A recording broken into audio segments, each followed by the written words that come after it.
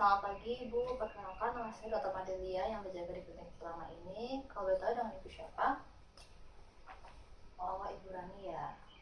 Umurnya berapa Bu? 22 tahun. Kalau boleh tahu pekerjaannya apa ya Bu? Di rumah tangga. Untuk tempat tinggalnya? Oh, Tembalang. Baik Ibu Rani, mungkin bisa diceritakan keluhan Ibu sehingga datang ke sini. Oh, Ibu susah menyusui ya.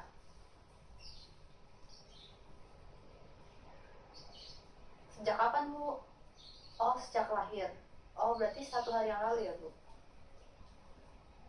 Oh, 1 hari yang lalu. Kalau boleh tahu ini anaknya ya Bu? Umurnya berapa Bu? Oh, baru 1 hari ini. Oh, begitu. Susah menyusunya bagaimana Bu? Apakah ada rasa nyeri atau bagaimana? Oh, susah keluar ya asinya ya. Anaknya sendiri rewel nggak Bu? Oh, rewel.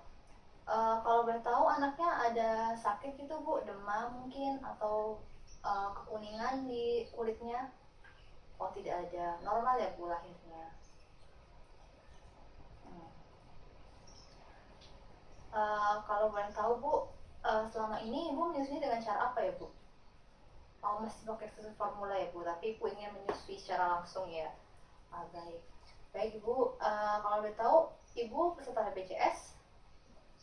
Oh iya Bu, berarti kalau misalnya peserta BPJS nanti biayanya jadi cover BPJS ya Bu.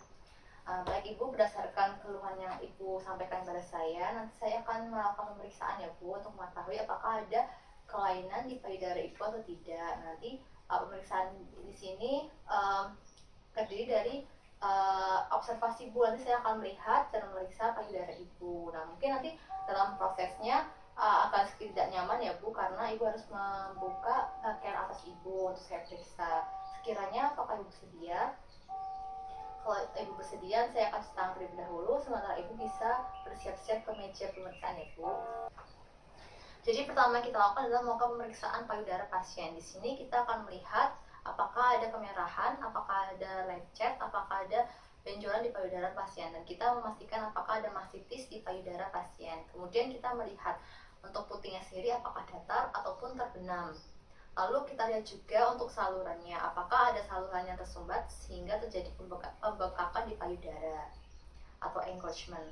Dan kita lihat di putingnya apakah ada lecet yang menyebabkan nyeri saat menyusui. Baik Ibu, nanti pemeriksaan sudah selesai, nanti saya akan cuci tangan saya kembali dan Ibu bisa bersiap menutup pakaian Ibu. Nanti saya akan melakukan hasil pemeriksaan dan saya akan memberitahu cara menyusui yang baik dan benar Ibu. Saya akan mencuci tangan saya terlebih dahulu. Nah, baik Ibu, setelah pemeriksaan tadi tidak didapatkan kelainan ya Bu di payudara Ibu. Nah, ini sebenarnya mungkin dari susah menyusui ini bisa disebabkan dari salah teknik menyusuinya Ibu, begitu. Nah, jadi saya akan memberitahu cara menyusui yang baik dan benar. Nanti Ibu bisa memperagakan bersama saya ya Bu. Ya, jadi untuk teknik menyusui yang baik dan benar itu prinsipnya ada dua, yaitu posisi bayi dan juga pelekatan bayi. Yang pertama, kita ke posisi bayi terlebih dahulu. Untuk menyusui yang baik dan benar, diusahakan bayi tidak dibedong dan bayi tidak menggunakan sarung tangan karena untuk memungkinkan bayi mengeksplor payudara si ibu.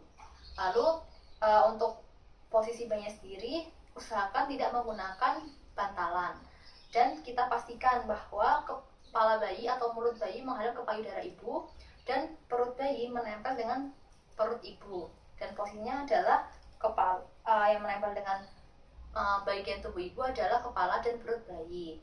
Jadi Ibu yang perlu diperhatikan adalah jangan sampai anaknya itu posisi tiduran dan kepalanya saja yang menengok ke payudara ibu, karena itu akan menyusahkan si bayi untuk menghisap ASI ibu, seperti itu. Lalu kemudian ke teknik pelekatan bayi. Di sini kita akan melihat dari cara bayi melekatkan bibirnya atau mulutnya ke payudara ibu. Kita lihat sebisa mungkin bahwa mulut bayi terbuka dan menutupi seluruh areola atau bagian hitam dari payudara si ibu. Lalu kita lihat di bagian bawah bibirnya, biasanya bagian bawah bibirnya akan terbuka dan biasanya areola yang paling banyak terlihat ada di bagian bawah. Lalu kita lihat juga dari pipinya. Ketika bayi menyusui dengan baik dan benar, maka pipinya akan mencembung, dan ketika proses menelan ASI lancar, maka akan terdengar proses atau terdengar suara dari bayi menelan. Ya Ibu, tadi setelah saya menjelaskan mengenai cara menyusui dengan baik dan benar, saya akan menjelaskan berapa lama sih sebenarnya menyusui dengan baik dan benar ya Bu.